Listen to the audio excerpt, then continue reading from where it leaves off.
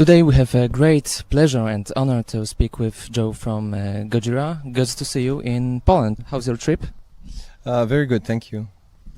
For a couple of days you will be releasing your new album. We had a chance to listen to it, and in our opinion it's a very bold, challenging but also very enjoyable record.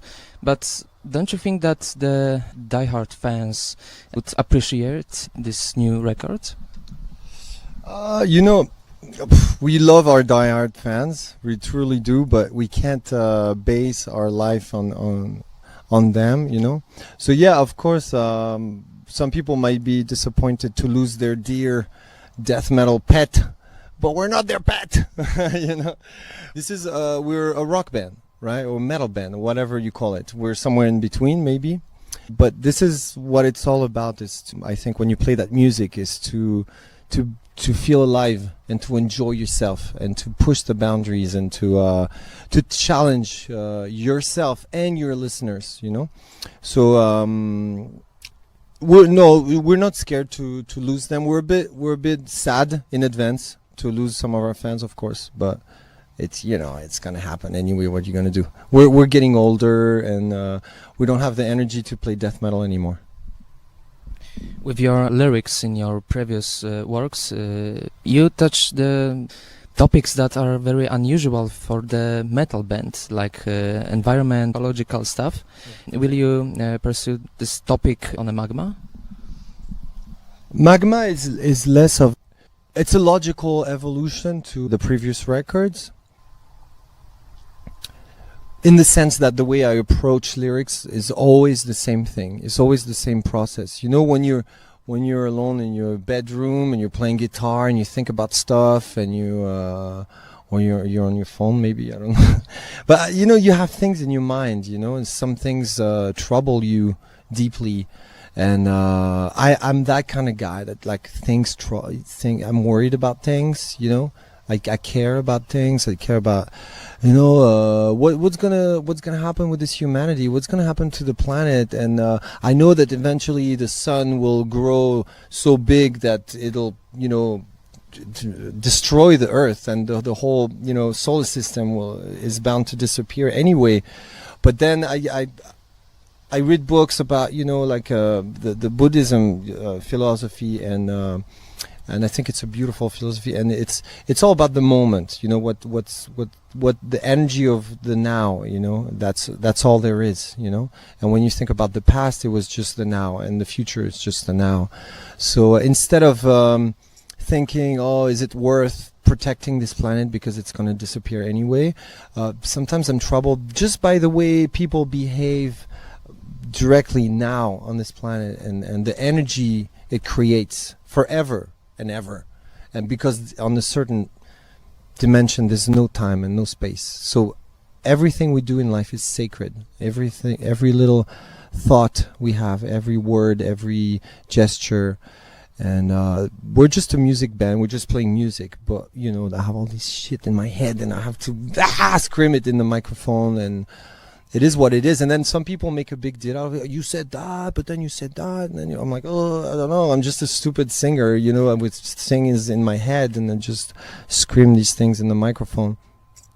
So on this record, we grew up a little bit. We're less angry, maybe, at stuff, and more at peace with things. And it's more. I would say that this record is more like a statement of what we are today, musically and lyric-wise. It's really whatever is in our heads. Nice shoes over there. See how it sparkles in the light? Really like it. Looks like, yeah, they look like fishes almost.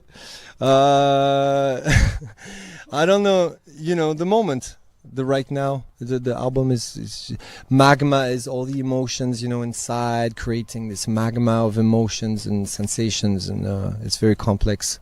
Human nature is really complex. I don't know how to answer the question. I forgot the question. But the Magma is exactly that. This title is that what you said about that we have inside of us. Yeah. Is that origin of of its title? Could you say more about this? How you come with this idea for a title? So to be really precise and to tell you the whole story, we were jamming that riff. That's the opening riff to that song Magma. It goes something like that. And the way we were playing it with my brother, we're jamming, staring at each other, and he said, "Oh, it feels like, I don't know, like it feels like magma." You know, like boiling, something boiling.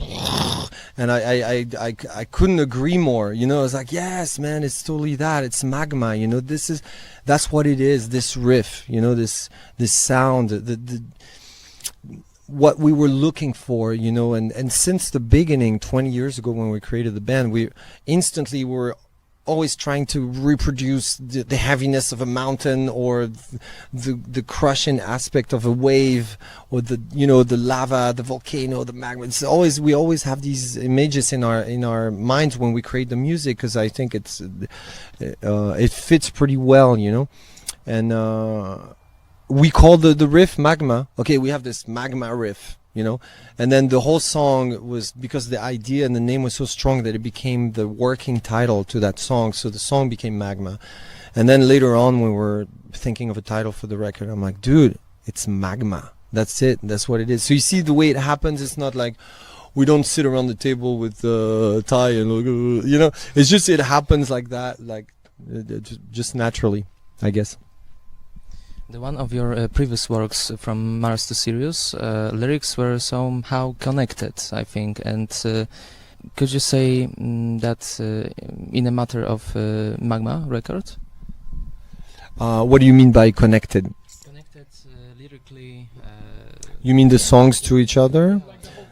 Yes. It's true that from Mars to Sirius, the title says from A to B. From this place to this place, and then you have a record with like a kind of a journey. So in that sense, I guess we can call it a concept album, right?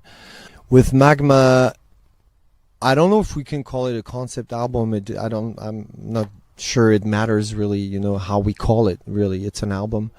But there's definitely this energy going through the entire record, I guess. Even though you have a song like Stranded or Silvera, and then you have another song like Pray or Magma, or The Shooting Star, the opening song.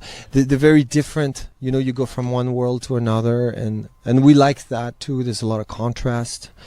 But the cover of the record, you know, is like this volcano, and there's a sun on top of it that represents life, really. Simple. It's just it's funny. I see a lot of people think that we have like a secret society behind us, or something like Illuminati or whatever. I read comments sometimes, you know, on Facebook, because I'm like, what? The eye is the consciousness. The pyramid is like, I don't know, knowledge, civilization, the beauty of like the heaviness, the strong base. The sun is the life.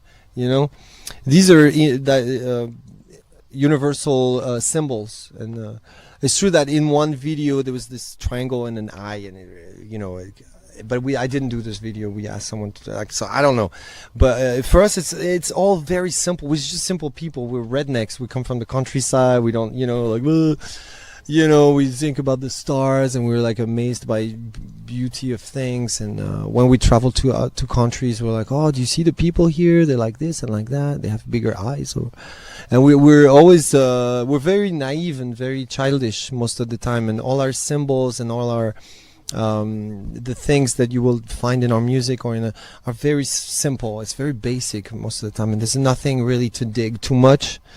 This album is just Magma, you know, I would say. So in that sense, it is a concept album. It's all Magma, because it's metal. Okay, so that led us to actually my sort of questions, since you actually mentioned the one I was going to ask you anyway, so the concept behind the cover art. Since I'm doing the art section for our website. I'll shoot you with some art questions. And first of all, you and your brother and also your sister are not only musicians but also artists. I know that you are responsible for the covers, at least for those 2 albums I brought with me, since I wanted to talk about them as well.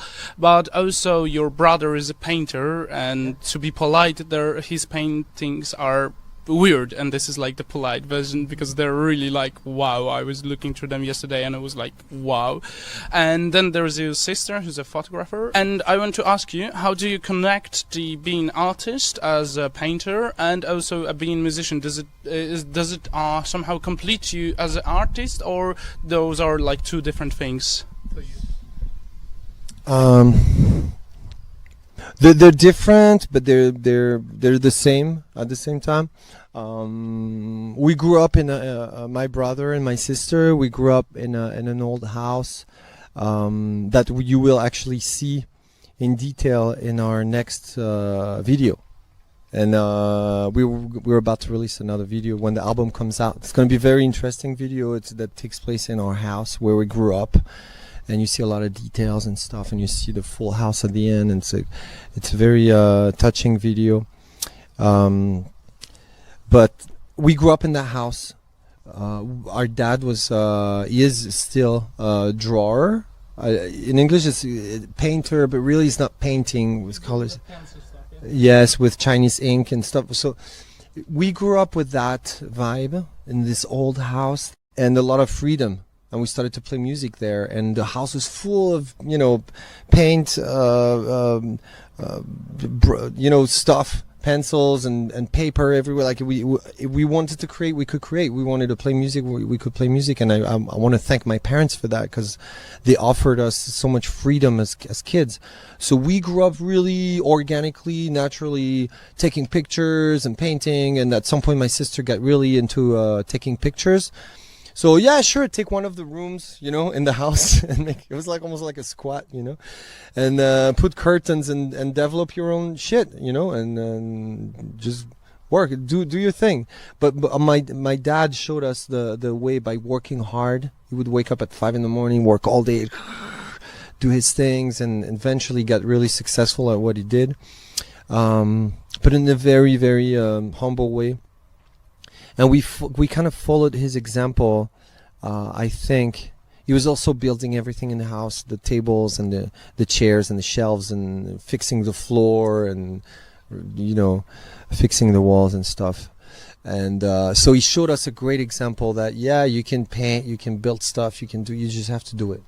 So my sister started to paint and take pictures, and she's a good singer too. She's not singing at all, but when I hear her sing, I'm like, damn, you have a good voice.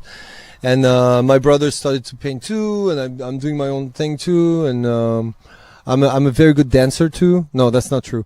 Well, I mean, we grew up with art. That's what I want to say. So it's all one for me. It's all this big magma again, of creation, and I always did all the covers for the records, and that's every 3 years I start drawing again.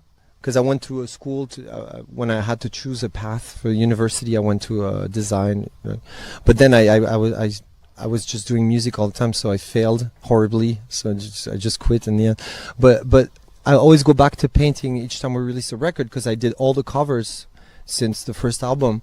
And this time I was so busy on the production side, and I was, building my own studio, mixing the record with our live sound engineer.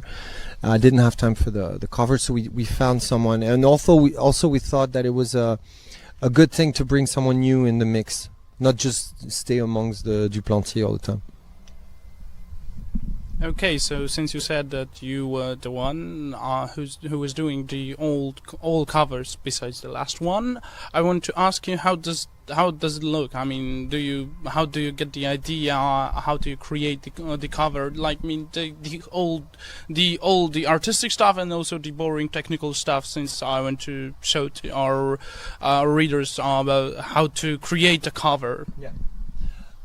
So for me, and it's funny because you were asking me the link between being a musician and an artist, and a lot of times when I write lyrics, I also make little sketches, For example, I was writing lyrics for one of the songs on The Way of All Flesh, and it turned out being wolf down the earth. To wolf down is, the wolf. To wolf down is when you swallow something entirely. And so this image of swallowing the earth was to me a good picture of humanity just, sucking and destroying, eating everything up. It started with a sketch, I was drawing like a small world, and there's this big mouth, like, and then I came up with the lyrics because I did that. And the same thing happened for a lot of songs where I was just doing a little sketch. Just when I was in school and was not paying attention and doing sketches the same way, I was like, I'm supposed to write lyrics. I'm doing a little sketch. Oh, wait, that's lyrics, but through painting, through drawing. So a lot of times it's like that. And From Mars to Ceres, for example, this whale, and I had the vision in my head, it's like I see this very white, kind of gentle treatment, and I see a whale, and then I started to do it. We actually just released a box. It was a limited edition and it's already sold out, so there's no point in promoting it, but I have one in the dressing room. It's the only one left. It's a cassette. Going to buy it, but I actually missed the time. Oh shit, you know what? We sold 2 yesterday in Warsaw, the 2 last we had. And it was funny because inside there was 4, the progression of the cover. First, the first sketch, with brush and Chinese ink, and then what was the question again? How do you produce the covers? I mean, the technical aspect and also the art aspect. I mean, how do you come with the ideas? Yeah. So how do you produce and how does it come? So usually as a whole, the idea comes really quickly with a vision or something, and then it's a long way to make it look really nice. So usually I'll do it, 50, 60, 70 times, until it's perfect. And when it's almost perfect, but then I start to put ink or something, and then shit, I have to do it again. It's funny, but it's interesting because it's something that's away from the technology and the computers and all that, and I like going back to drawing and trying to do a good job. And but then the technical aspect takes a long time. I guess it takes a lot of practice. So sometimes I start something with Chinese ink or paint, and then I have to do it several times to go back to the technicity of it. Okay, so are you the solitary one in doing covers? At least you were, or were you communicating with the band? Is the cover the work of the band, or is it just you as a solitary one? I think I'm the one giving the direction lyric-wise and meaning-wise, the meaning of the songs, but I always check in with my bandmates and my brother and make sure that they're cool with that, I'm not, writing a song about something like, I love Nazis. Are you cool with this idea? Dude, no, I'm not like that. It's more like, hey, I would write a song about, the earth is beautiful and we should protect. Yeah, cool, sure, whatever. They agree with me most of the time. They're cool with my ideas, and I send them, like I do a little sketch of the cover, send them, and then they're like, whoa, that's weird, why is it all like this? I'm like, no, I'm gonna fix that, but what do you think about the... Yeah, I communicate with them, sure, of course. Okay, so the last question for me. You said about the Magmas, since you were not the one who was doing the cover, but I guess you were the one who was giving the idea. You said that your inspirations are not like that very deep, like you're not dwelling in a deep to find the inspiration, at least for the covers. And is it the same for those 2 records I have right now with me, which is The Way of All Flesh and the Le Fond Sauvage? Those are really like the simple ideas behind, simple inspirations, or is it something more to it?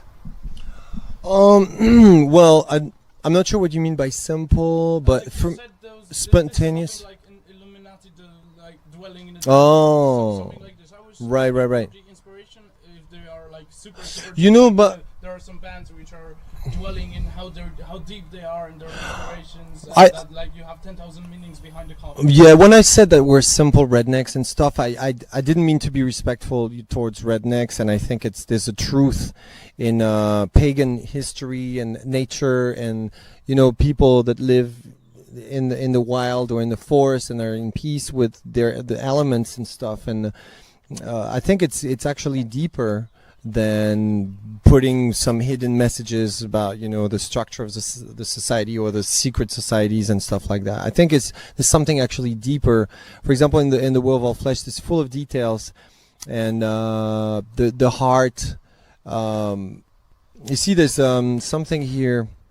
There's a drop here, a red drop that here is actually a blue drop, and there's a white drop coming to the heart, and that's in the Tibetan book of living and dying, and in the Tibetan philosophy, they say that after the body, after a person dies, there's 3 days of internal process happening inside, and there's the white drop coming from a certain way into the heart, and the red drop. It's an image or it's a reality, I'm not sure, but it's part of a philosophy, it's a very beautiful philosophy that taken in consideration of the reincarnation and the never-ending existence of the spirit. And all of this is kind of resumed in this drawing. So actually for this one I did some homeworks, and tried to do something cool. But yeah, the flying whale, it's just a whale. It's a fly. And then I'm stuck with that. I go, flying whales. I mean, why? They get some people who are talking to you about the covers. I mean, they are so deep, like this, and this, and you said like it's a flying whale. Yeah, people go nuts. But I like it too, because music. That's what music is for. Is to punch the brain a little bit and activate the imagination. So I like that people go crazy on that kind of stuff too. Okay, cool. That's all for me. Thank you very And much. our time is running out, so what would you say in the end for a little language exchange for us as non-French talkers? It's hard to pronounce the title of your last record. Yeah. Could you tell us how to pronounce it, and we will teach you some Polish word, maybe. Okay, so to pronounce that correctly, you have to use your nose, because in French there's a lot of on, un. It's like it's a bitch to pronounce when you're not French, but we grew up like that. So l'enfant. Yeah, that's perfect. L'enfant sauvage. Yeah. Sauvage.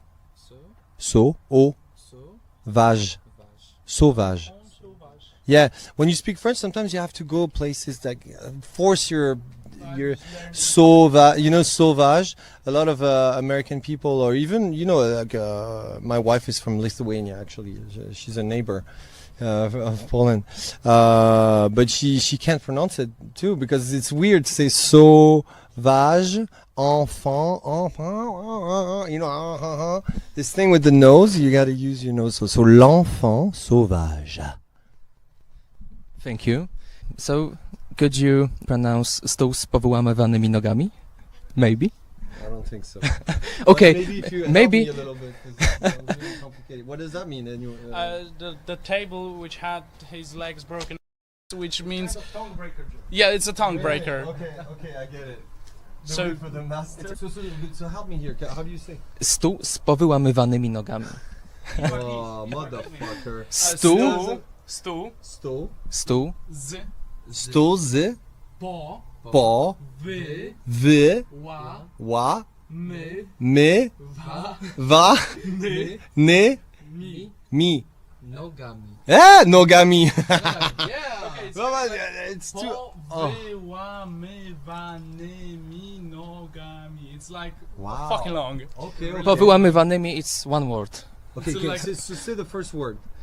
First word is stół, Yeah, no, but the first half, let's say. powyła, Powyła Mywanymi. mywanymi. Okay, Powyła and- mywanymi. Very good. Powyła mywanymi? Yes, Yeah. very good. Yeah. Okay. And now the whole stół z powyłamywanymi nogami. Stu spovewa well, yeah, but for me it just sounds. It's like I have to remember everything. It's crazy. I don't know. Yeah, spovewa mevanemi stogami bragabratite. Okay. Very good. Yeah. Thank you. Thank you for the interview. Nailed it. Yeah. Okay. Thank you very much. Yeah, you're welcome, man.